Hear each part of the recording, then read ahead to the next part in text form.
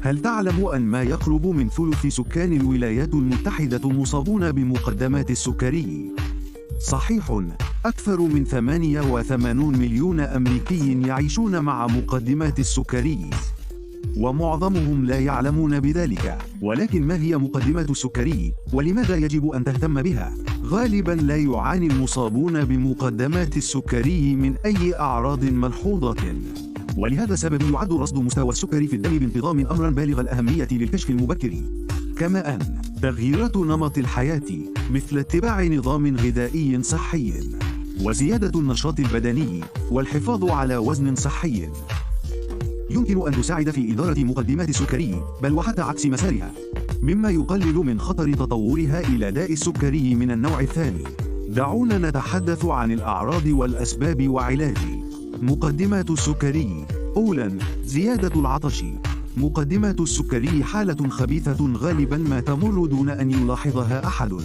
إنها أشبه بجرس إنذار صامت يدق في جسمك، محذراً إياك من مشاكل صحية محتملة.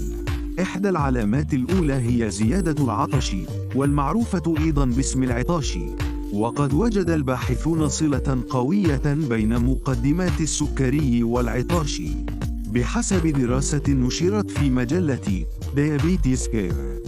فإن الأشخاص المصابين بمقدمات السكري أكثر عرضة للشعور بالعطش الشديد مقارنة بمن لديهم مستويات سكر طبيعية في الدم. وللتخلص من هذا السكر الزائد، تعمل الكليتان بجهد أكبر فتخرجان كمية أكبر من الماء من الجسم عبر البول، ويؤدي هذا الفقدان المستمر للسوائل إلى عطش شديد. ثانياً، كثرة التبول. دراسة نشرت في مجلة Diabetes Care أن الأشخاص المصابين بمقدمات السكري يتبولون أكثر من أولئك الذين لديهم مستويات سكر طبيعية في الدم. يحدث هذا التبول المفرط لأن الكليتين تعملان بجهد أكبر للتخلص من السكر الزائد في مجرى الدم. فكيف يحدث هذا؟ عندما نأكل، يحلل الجسم الطعام إلى جلوكوز لاستخدامه كمصدر للطاقة، ويساعد الأنسولين، وهو هرمون يفرزه البنكرياس، على نقل هذا السكر إلى الخلايا. يؤدي هذا إلى ارتفاع مستويات السكر في الدم، مما يسبب كثرة التبول. ولكن إدراك كثرة التبول كعلامة محتملة لمقدمات السكري يتيح التدخل المبكر. ثالثاً، التعب. أحد أسباب الشعور بالتعب المصاحب لمرحلة ما قبل السكري هو أن زيادة نسبة الجلوكوز في الدم قد تلحق الضرر بالأوعية الدموية مع مرور الوقت. هذا يعني وصول كمية أقل من الدم والأكسجين إلى العضلات والأنسجة، مما يسبب الشعور بالتعب والخمول. بالإضافة إلى ذلك، عندما تعجز الخلايا عن استخدام الجلوكوز بشكل صحيح، تبدأ في تكسير الدهون للحصول على الطاقة. تنتج هذه العملية نفايات تسمى الكيتونات، والتي قد تزيد من الشعور بالتعب والخمول. رابعاً، فقدان الوزن أو زيادته بشكل غير مبرر. يعد فقدان الوزن غير المبرر غالباً مؤشراً على مرحلة ما قبل السكري. يحدث هذا لأن الجسم لا يستطيع استخدام السكر الموجود في الطعام كمصدر للطاقة. بدلاً من ذلك، يبدأ في تكسير الدهون والعضلات للحصول على طاقة، مما يسبب فقدان الوزن حتى مع اتباع نظام غذائي طبيعي. من ناحية أخرى، قد تكون زيادة الوزن غير المبررة أيضاً علامة على مرحلة ما قبل السكري. عندما يعجز الجسم عن استخدام الأنسولين بفعالية، قد يؤدي ذلك إلى زيادة الشعور بالجوع والرغبة الشديدة في تناول الأطعمة السكرية والغنية بالسعرات الحرارية. من الضروري الانتباه إلى هذه التغيرات في وزنك، إذ قد يتطور ما قبل السكري إلى داء السكري من النوع الثاني إذا لم يعالج. يعد داء السكري من النوع الثاني حالة خطيرة قد تؤدي إلى مضاعفات مثل أمراض القلب والسكتة الدماغية ومشاكل الكلى. خامساً، تشوش الرؤية.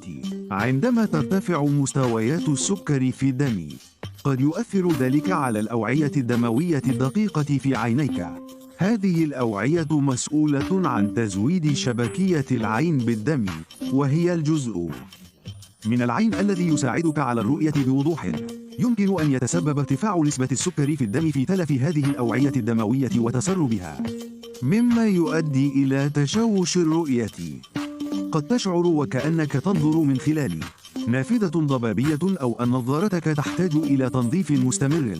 تشوش الرؤية ليس المشكلة الوحيدة المرتبطة بمرحلة ما قبل السكري، فقد تعاني أيضا من رؤية عوائم، وهي بقع صغيرة أو داكنة تبدو وكأنها تطفو في مجال رؤيتك.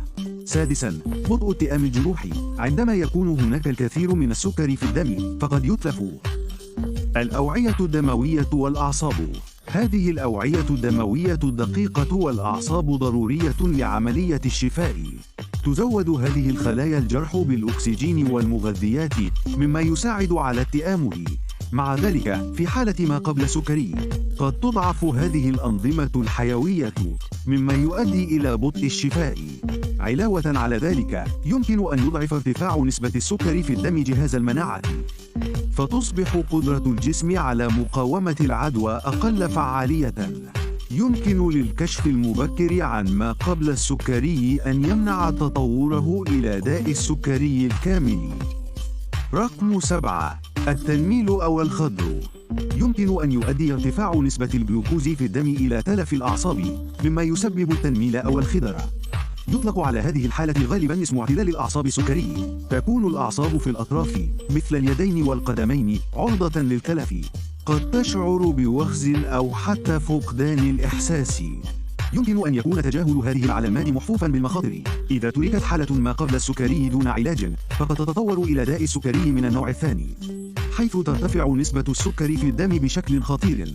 يمكن أن يؤدي ذلك إلى أمراض القلب ومشاكل الكلى وغيرها. إذا أعجبك الفيديو فتأكد من الضغط على زر الإعجاب واشترك في قناتنا. شكرا لمشاهدة هذا الفيديو.